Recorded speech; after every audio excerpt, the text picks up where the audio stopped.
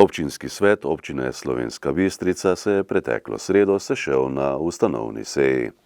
Novo izvoljeni svetniki so uvodoma prisluhnili poročilu občinske volilne komisije o izidu volitev članov občinskega sveta in poročilo o izidu volitev za župana občine Slovenska Bistrica na lokalnih volitvah, ki so potekale 20. novembra letos. Prvo sejo je vodil najstarejši svetnik Ivan Kumaver. Občinski svetniki so v nadaljevanju potrdili mandate članov in članic občinskega sveta in ugotovili izvolitev dr. Ivana Žagarja za župana občine Slovenska Bistrica. Župan je nagovoril občinski svet in novim svetnikom izročil tudi insignije. Ob koncu seje so imenovali še komisijo za mandatna vprašanja, volitve in imenovanja.